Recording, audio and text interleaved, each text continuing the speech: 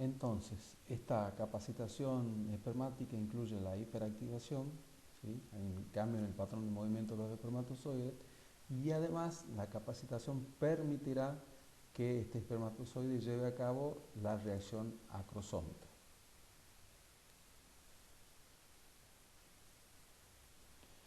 El oviducto no es un órgano con forma de un tubo, ¿sí? Es algo más que eso. Presenta fimbrias, que es lo que le va a permitir a esta trompa captar al ovocito recién ovulado, con una ampolla, que es una región en donde se va a producir la fecundación, en donde se crea un ambiente óptimo para que se produzca esto, una musculatura lisa, la presencia de cilias, que en algún momento del ciclo puede moverse hacia un lado y en otro momento hacia otro, va a secretar demás factores que van a ser sumamente necesarios para que se lleve a cabo el encuentro entre las gametas. Entonces, además, va a ser el reservorio para espermatozoides y en donde se va a culminar la capacitación espermática. Es una estructura sumamente fundamental. La migración de los espermatozoides desde el istmo hasta la ámpula se lleva a cabo por la motilidad de los espermatozoides y además por las contracciones del oviducto. Tengan en cuenta que presenta musculatura lisa. Esta es una fotografía tomada por la doctora Cecilia Gramajo Bühler en el microscopio electrónico y que muestra el momento preciso en que los espermatozoides están atravesando ese conjunto de células que rodean al ovocito. ¿Se acuerdan del complejo cúmulo-ovocito? Bueno, acá los espermatozoides están intentando atravesar ese conjunto de células que circunscriben al ovocito. Espermatozoides poseen una enzima específica que es la hialuronidasa, que es lo que le permite ir abriéndose camino entre esas células foliculares. Entre las células foliculares existe una matriz extracelular que es el ácido hialurónico. Una vez que los espermatozoides sean capaces de atravesar las células foliculares, van a llegar hasta la matriz extracelular del ovocito, hasta esta zona pelúcida, ¿sí? Y se producirá el binding espermático. Es una unión de los espermatozoides, más abajo la membrana acrosomal externa y una membrana acrosomal interna. Entre la membrana acrosomal externa y la interna se encuentra el contenido del acrosoma, que es volcado justamente para facilitar y para poder atravesar la zona pelúcida. Después que el espermatozoide reacciona, directamente queda cubierto por la membrana acrosomal interna a nivel de la cabeza. Entonces el acrosoma es una vesícula secretora procedente del aparato de Golgi, como ya vimos en la clase de gametogénesis, en cuyo interior hay una gran variedad de enzimas hidrolíticas. Bueno, esto es un dibujo de lo que sería un espermatozoide, en la cabeza del espermatozoide por una coloración especial, que es un Papa Nicolau, puede verse claramente la región que corresponde a ese acrosoma. La reacción acrosómica o exocitosis acrosomal es una alteración morfológica que sufre el espermatozoide y que consiste en vertir el contenido del acrosoma, estas enzimas hidrolíticas, donde el principal componente es la acrosina. Entonces, la fusión de las membranas plasmáticas y acrosomala externa ocurre en diferentes regiones del acrosoma, lo que da como resultado a que ese contenido del acrosoma quede libre. Esta reacción acrosómica es similar en las distintas especies, ¿sí? En el caso de los mamíferos, entonces, hay una fusión entre la membrana plasmática y la membrana acrosomala externa, lo que desencadena la liberación del contenido del acrosoma por un fenómeno de vesiculización. Bueno, ¿quiénes son los inductores de la reacción acrosómica? Bueno, presentes en las cubiertas ovulares la progesterona, que es sintetizada por las células foliculares y queda atrapada en la matriz extracelular del cúmulo óforo, y la ZP3, que es la glicoproteína de la zona pelúcida.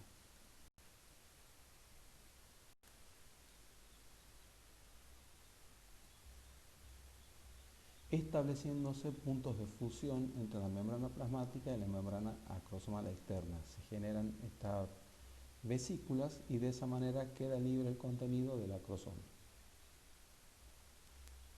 Una vez entonces que los espermatozoides fueron capaces de atravesar la, la zona pelúcida, bueno, van a quedar libres en el espacio perivitelino, entonces van a ser capaces de fusionarse con la membrana plasmática del ovocito. Presten atención, este es un espermatozoide que está tomando contacto con la membrana plasmática del ovocito y como se observa una gran cantidad de microvellosidades en la superficie de esta célula. La fusión de los espermatozoides a la membrana plasmática del óvulo se realiza con modalidades diferentes según la especie. En este caso, en los mamíferos, el espermatozoide llega de una manera tangencial, es como si fuese un avión aterrizando, ¿sí? Y expone una región que es la región ecuatorial, ¿sí? Se fusiona de una manera como si estuviese acostado. Entonces, este espermatozoide se fusiona por medio del segmento ecuatorial. Acá está representado con ese segmento ecuatorial con un cuadro de color rojo.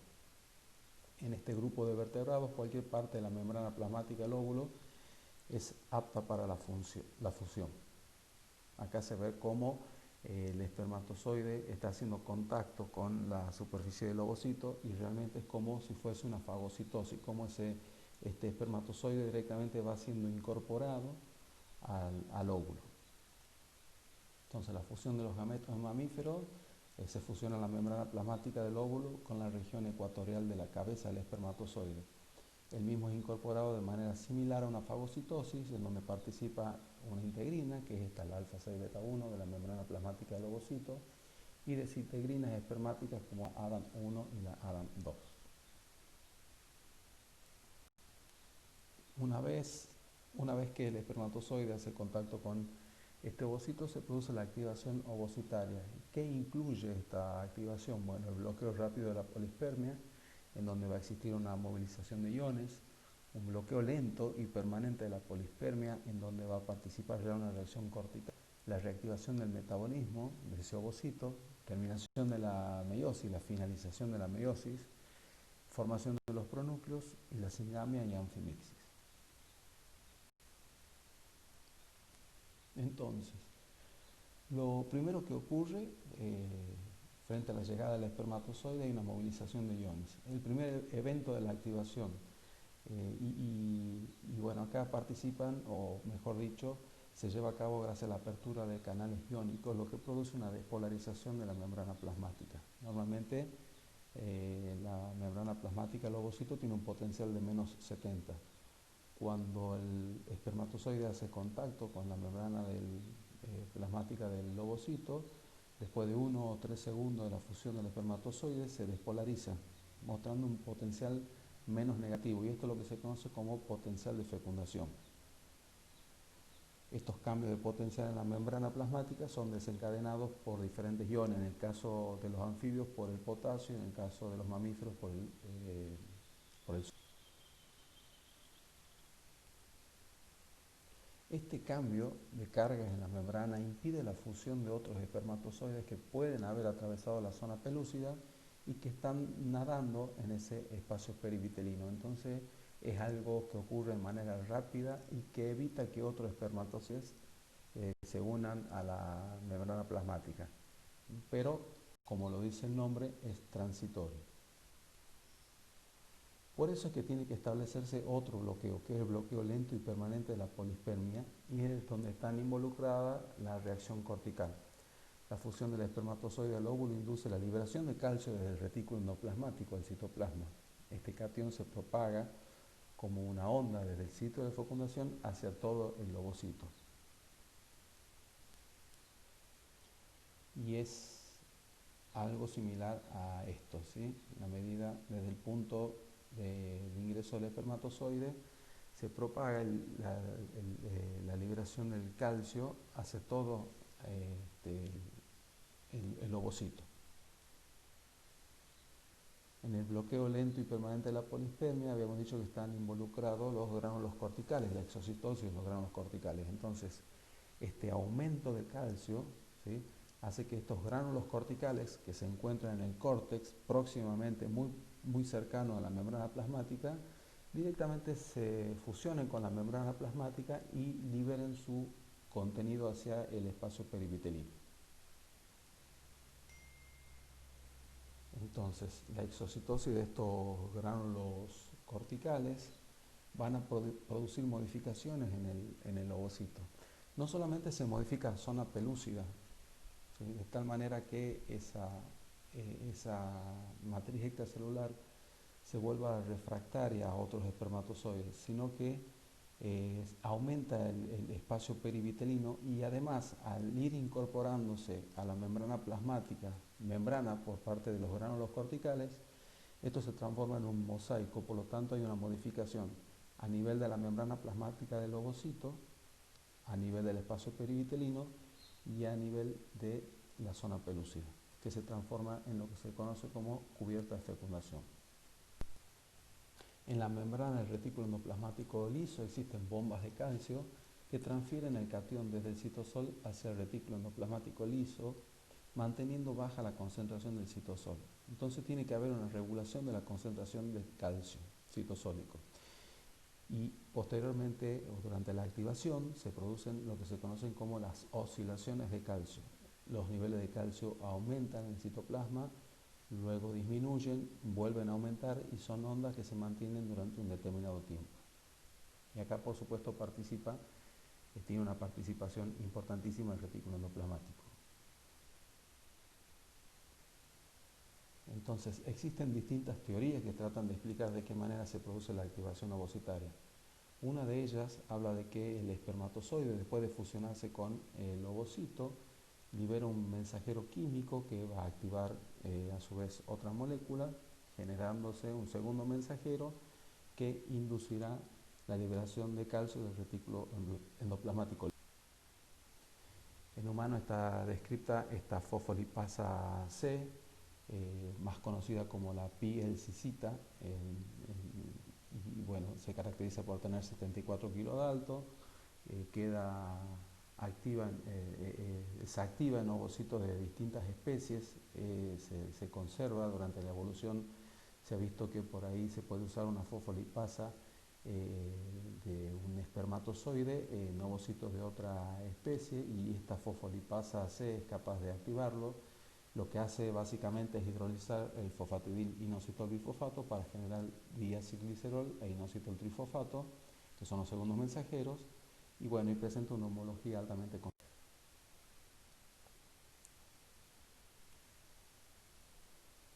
En condiciones experimentales, la señal producida por el espermatozoide puede ser reemplazada por otros estímulos, como ser un choque eléctrico, el uso de ionóforos o por una punción con una aguja fina, que desencadenan las mismas que el espermatozoide a nivel del óvulo.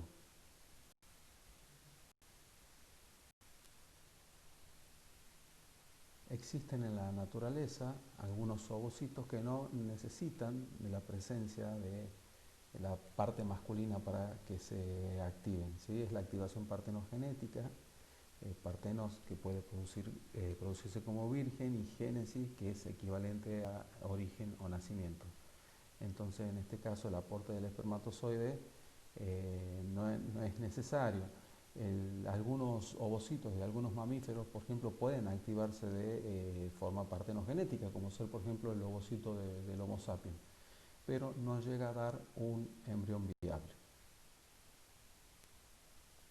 Entonces, como respuesta a la llegada del espermatozoide, el ovocito reacciona, ¿sí? Se produce la exocitosis de esos gránulos corticales.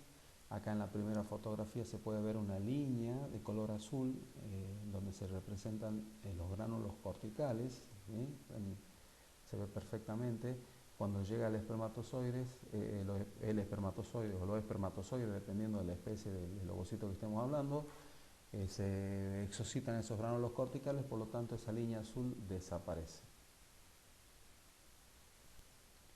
Estos patrones de oscilaciones en el calcio, yo les decía que los niveles de calcio suben y bajan, y el retículo endoplasmático acá tiene una función importantísima, son característicos de cada especie y en algunos casos puede verse alterado estos patrones y cuando podemos medirlos, gracias a la tecnología, sabemos que el desarrollo embrionario ulterior no va a ser óptimo. En el caso de los anfibios no se producen las oscilaciones de calcio, ¿sí? Solamente se produce un único pico de calcio frente a la llegada de los espermatozoides. Entonces acá se representa la concentración del calcio citoplasmático en el ovocito y la llegada de los espermatozoides. Y se ve claramente cómo se da un único.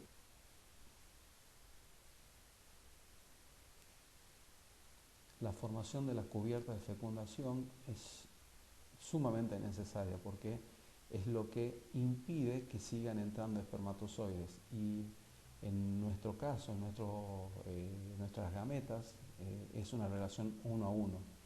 Si llegase a aparecer un segundo espermatozoide ocurriría una fecundación anormal. Al mismo tiempo que se produce la reacción cortical, es decir, la exocitosis de esos gránulos corticales, la meiosis que estaba detenida en metafase 2 se completa y se expulsa el segundo corpúsculo polar, que aquí está representado con una flecha roja. Los núcleos haploides, recuerdan de las gametas femeninas y masculinas, se transforman en pronúcleos. Esto significa que entran en la etapa S del ciclo celular. En este momento la cromatina se descondensa, el ADN se duplica, preparándose para una división. Bueno, ¿cuáles son los signos de fecundación? Nosotros cuando llegamos al laboratorio, lo primero que vemos es si están o no están presentes el pronúcleo masculino y el pronúcleo femenino. Y además si está o no está el segundo corpúsculo polar. Entonces, de manera cronológica, se da la extrusión del segundo corpúsculo polar y la finalización de la segunda división meiótica y la pronucleación. Entonces, primero vemos la extrusión del segundo corpúsculo polar y luego la aparición del pronúcleo femenino. La singamia es el proceso en donde los pronúcleos se aproximan, ¿sí? Empiezan a ubicarse de una manera muy próxima entre ellos, se coloca uno al lado del otro y desaparecen sus envolturas nucleares. Eso es lo que se conoce como singamia. A la singamia le sigue la anfimixis, en donde los cromosomas se condensan y se colocan en el plano ecuatorial, muy similar a lo que ocurre en una metáfase mitótica, unidos a las fibras del huso preparándose para la primera mitosis, para llevar a cabo esa primera división celular. ¿Cuál es la función de los centríolos? Recuerdan que los espermatozoides tenían un centríolo proximal y un centríolo distal. El centríolo distal es el que va a formar todo el flagelo, ¿sí? Va a dar lugar al flagelo de ese espermatozoide. Y el centríolo proximal es el que después de producirse la fecundación de este espermatozoide con el ovocito, el centríolo va a ser el encargado de orquestar o dirigir la danza de esos cromosomas para que posteriormente puedan ser repartidos entre las células hijas. El espermatozoide es el que aporta el centríolo para que se arme todo este sistema de andamiaje para poder repartir los cromosomas entre las células hijas. Entonces, la anfimixis representa el fin de la fecundación y el inicio del desarrollo embrionario que formará un nuevo individuo.